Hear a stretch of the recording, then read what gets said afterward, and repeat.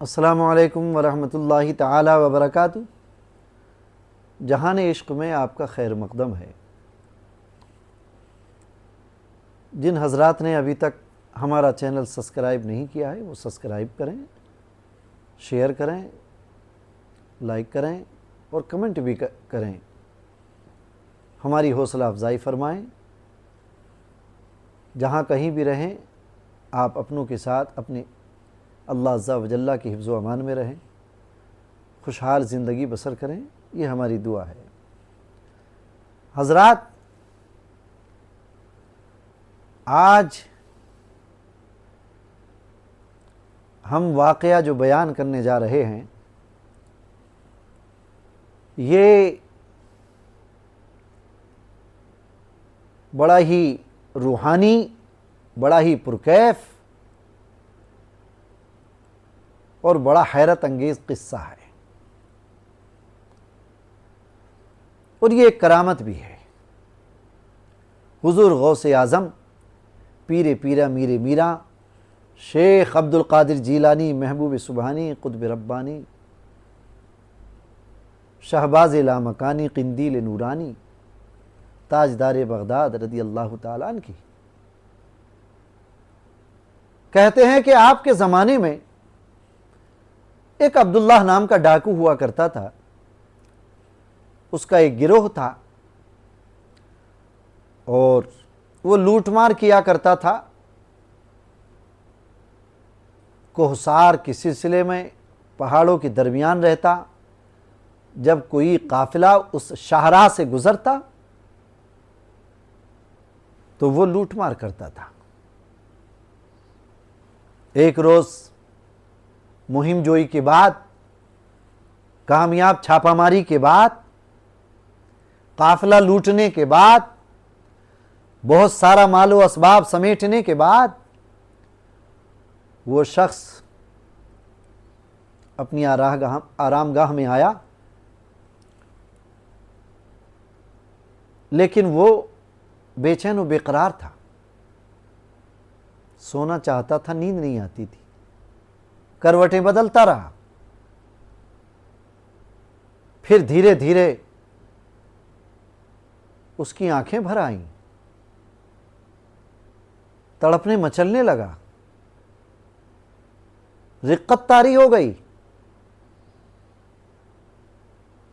अपनी उस आरामगाह से निकलकर बाहर टहलने लगा। एक दो उसके साथियों ने देखा, डाकुओं ने देखा, वो करीब आ गए। उसका नायब करीब आया, पूछा सरदार क्या बात है? कहा सबको बुला लो। बुला लिया। कहा सरदार क्या कोई नई मुहिम सर करनी है? कहने लगा कि हाँ, बहुत बड़ी मुहिम सर करनी है, जिंदगी की बहुत बड़ी मुहिम सर करनी है आज, मैंने इसीलिए तुम्हें बुलाया है। कहने लगे कि हुजूर हमारे सरदार आप हुक्म फरमाइए, हम आपके हमरिकाब जहां कहेंगे जाने के लिए तैयार हैं। तो उसने कहा कि सुनो, मैं बहुत देर से बेचैन और बेकरार हूं, ये बताओ कि आखिर ये लूट मार का सिलसिला कब तक चलता रहेगा? लोगों की दर्द भरी आहें मेरा पीछा कर रही हैं। मैं बहुत देर से सिसक रहा हूं, तड़प रहा हूं, रो रहा हूं। आखिर एक न एक दिन हमें अल्लाह अज़्ज़ा व जल्ला को मुंह दिखाना है। हम क्या जवाब देंगे? हमें मरना भी तो है। सरदार की यह बात सुनकर सबको सख्ता हो गया। नायब ने कहा कि सरदार जो भी कहना है साफ साफ कहिए, आप कहना क्या चाहते हैं? कहने लगा, मैं कहना यह चाहता हूं कि अब बस बहुत हो गया। कहीं ऐसा न हो कि तौबा का दरवाज़ा हम पर बंद हो जाए, कहीं ऐसा न हो कि रहमत खुदावंदी हमसे रूठ जाए। मैं ये चाहता हूं कि हम तौबा करें, मगर किसके हाथ पर करें? नायब ने कहा कि सरदार मैंने सुना है कि किसी मुर्शिदे कामिल के हाथ पर तौबा की जाती है तो अल्लाह अज़्ज़ा व जल्ला मुआफ़ फरमा देता है, तौबा कबूल फरमा लेता है, बड़े से बड़े गुनाहगार को बख्श देता है। कहा मुर्शिद कामिल कहाँ मिलेगा? नायब ने कहा कि सरदार, ज़्यादा कुछ तो मैं भी नहीं जानता, मैं भी आप ही की तरह हूँ और आप ही के साथ रहता हूँ, लेकिन इतना सुना है कि अगर तलब सच्ची हो, अगर तलब सच्ची है, इरादा मुसम्मम है, नियत खालिस है, तो मंजिल खुद चलकर कदमों में आ जाती है, कदमों को चूम लिया करती है। आप जहां खड़े हो जाओगे मुर्शिद वहीं पे मिल जाएगा। बादशाह ने यह सुना, अपने साथियों को लेकर शहर में आ गया। रात का पिछला पहर था। एक चौराहे पर खड़ा हो गया। देखा एक शख्स दूर से चला आ रहा है। जैसे ही वो करीब हुआ, दौड़कर गया, सलाम किया और कदमों से लिपट गया। दामन थाम लिया, कहा मुर्शिद, मैं आप ही के इंतजार में था।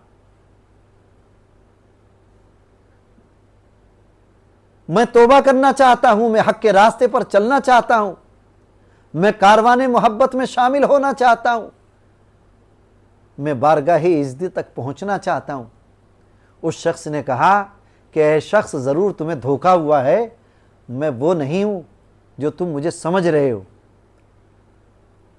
कहा नहीं नहीं, आप वही हैं, आप मुर्शिद हैं मेरे। उसने कहा कि नहीं, तुम गलत समझ रहे हो, मैं तो एक डाकू हूं। कहने लगा कि नहीं, आप मुर्शिद हैं और आप एक आईना हैं और आप अपने अंदर मुझे देख रहे हैं, क्योंकि मैं एक डाकू हूं। मुर्शिद, मैं आपका दामन छोड़ने वाला नहीं हूं। जब उसने देखा कि दीवाना छोड़ने के लिए तैयार ही नहीं है और कोई राह फरार ही नहीं है और ये मुझे अपना मुर्शिद समझ रहा है, कहने लगा कि अच्छा, तुम मुझे अपना मुर्शिद कहते हो? बोले, कहता नहीं हूं हुजूर, मैं मुर्शिद मानता हूं। कहा सुनो, तो मुर्शिद का जो हुक्म होगा उसे बजा लाओगे, तामील हुक्म की करोगे? कहा मुर्शिद, आप हुक्म फरमाइए। कहा मेरा हुक्म यह है कि मैं एक ज़रूरी काम से जा रहा हूं और जब तक मैं वापस ना आ जाऊं यहीं पर खड़े रहना, यहां से हिलना नहीं। उसने कहा ठीक है मुर्शिद। इसने जान छुड़ाई, जल्दी से वहां से तेज़ तेज़ कदमों से लपका और बगदाद मुअल्ला का रुख किया। जब दिन में वहां पहुंचा तो देखा कि बड़े कर्रोफर के साथ एक जुलूस निकल रहा है। लोग गोया दीवाना वार किसी की एक झलक पाने के लिए एक दूसरे पर सबकत लिए जा रहे हैं। लोगों का जम्मे गफीर है, बाअदब दोनों तरफ लोग खड़े हुए हैं और देखा कि एक जुलूस आ रहा है, शाहाना जुलूस, और उसमें एक शख्स जो सवारी पर सवार है, ज़र्क बर्क लिबास पहने हुए,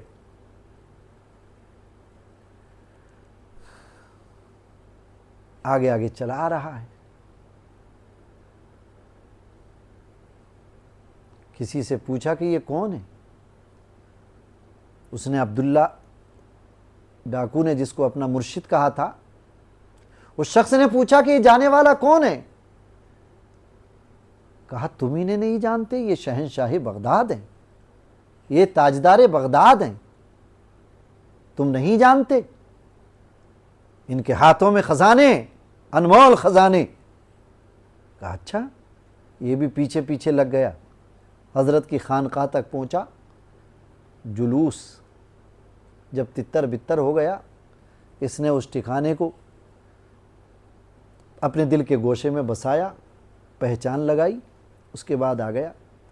और रात को जब सब सो गए, ये शख्स वहां पे गया, एक हुजरे में गया। अभी दाएं बाएं देख ही रहा था कि क्या देखना है, क्या लेना है, यहाँ क्या क्या है, कि कुछ आहट हुई करीब वाले कमरे में, करीब वाले हुजरे में। वो शख्स कि जो अपने शाही कर्रफर के साथ जुलूस के साथ निकल रहा था, इसने झांक करके देखा तो वो शख्स जलवा फरमाए और बहुत सारे नूरानी चेहरों वाले लोग वहां पर मौजूद हैं, और वो जमात रिजालुल गैब की थी।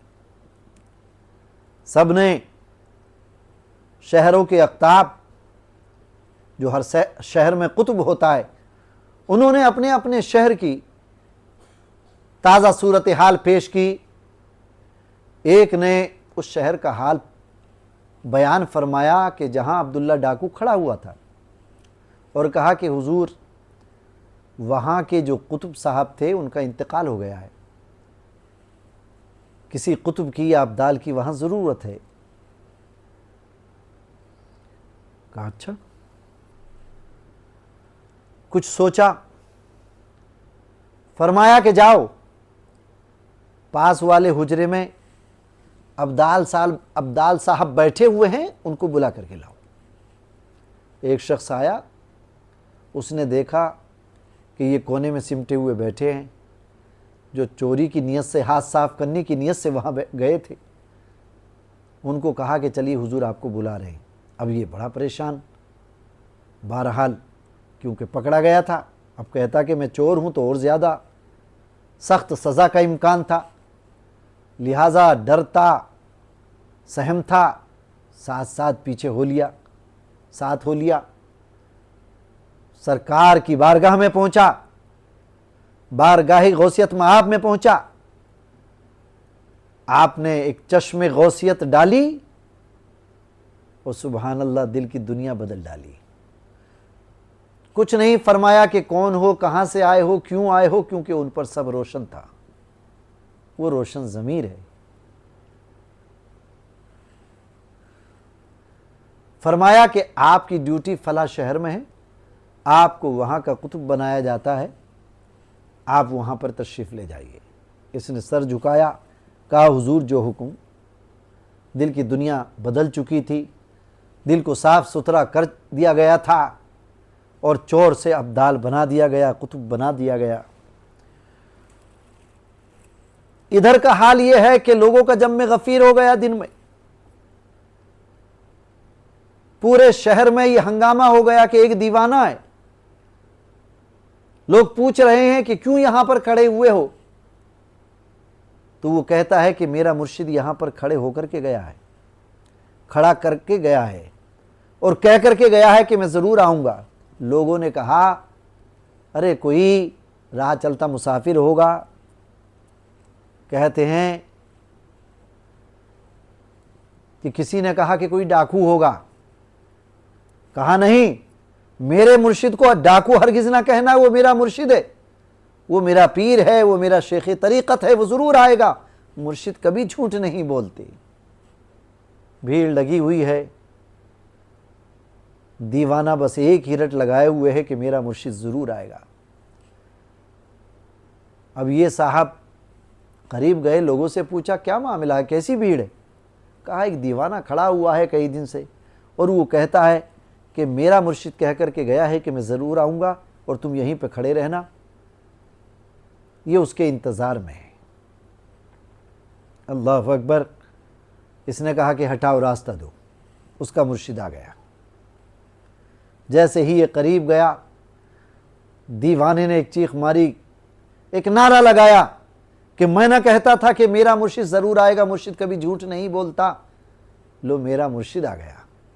कहते हैं कि हज़रत खिज़र अलैहिस्सलाम भी वहाँ से गुज़रे और मुस्कुरा करके ये कहते हुए निकल गए कि बिलाखिर एक दीवाने की ज़िद ने, एक डाकू की ज़िद ने एक डाकू को मुर्शिद कामिल बना दिया। तो जब तलब सच्ची होती है, जब इरादा मुसम्मम होता है, मजबूत होता है, जब नीयत खालिस होती है, तो मंजिल खुद चलकर कदमों में आ जाती है और मंजिल कदम चूम लेती है। अल्लाह अकबर। मुर्शिद कामिल ने बाकायदा मुरीद किया और उसको भी मुर्शिद कामिल बना दिया। अल्लाह अकबर कबीरा। ये है मेरे गौस का कमाल, ये है गौसे पाक रदी अल्लाह ताला अन शेख अब्दुल कादिर जीलानी रदी अल्लाह ताला अन की करामत। ये है उनका तसर्रुफ़, ये है उनका फैज़ान कि एक चोर को अब्दाल कर दिया, कुतुब बना दिया। अल्लाह अकबर कबीरा। अल्लाह पाक हमें और आपको हमेशा गौसे पाक की गौसियत के साए में रखे। अल्लाह पाक हमारे सरों पर, हमारे घरों पर हुसैन पाक की हुसैनियत का, गौसे पाक की गौसियत का साया दराज फरमाए।